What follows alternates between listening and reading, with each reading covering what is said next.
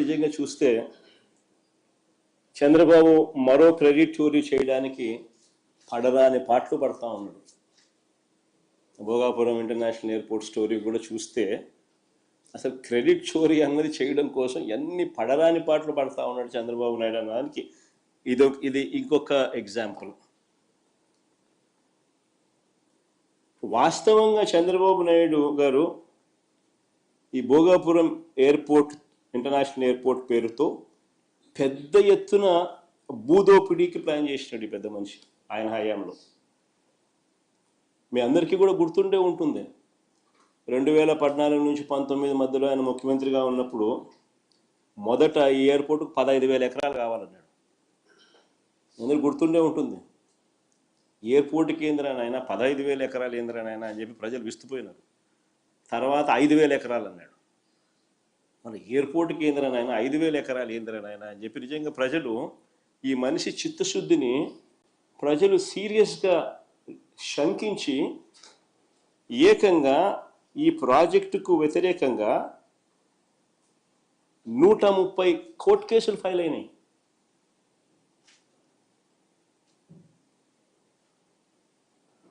అధికారంలోకి వచ్చిన తర్వాత ప్రాజెక్టు సైజును 2,200 ఎకరాలు ఎయిర్పోర్టుకు, ఇంకొక 500 ఎకరాలు ఏరో సిటీకి, మొత్తం 2,703 ఎకరాలకు కుదించి what is reasonable, what is the size.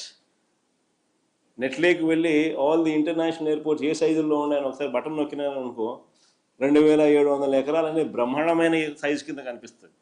ఒక చంద్రబాబు నాయుడు స్కాములు చేసే కార్యక్రమం తప్ప. మేము ఏరో సిటీకి ఒక 500 ఎకరాలు, 2,200 ఎకరాలు ఎయిర్పోర్టుకు కుదించి అడుగులు వేగంగా ముందుకు వేయగలిగాం. ప్రతి రైతుకు కాన్ఫిడెన్స్ ఇవ్వగలిగినాం. మొత్తం 130 కేసులు కోర్టులో ఉన్నటి సాల్వ్ చేయగలిగినాం.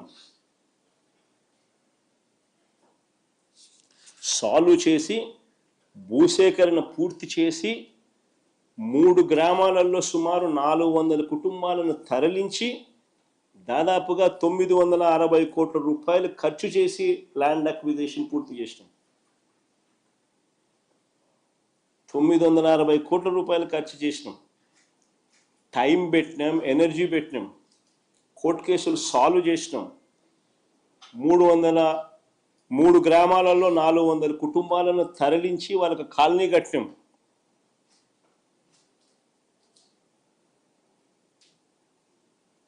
ల్యాండ్ అక్విజిషన్ మా హయాంలో జరిగింది.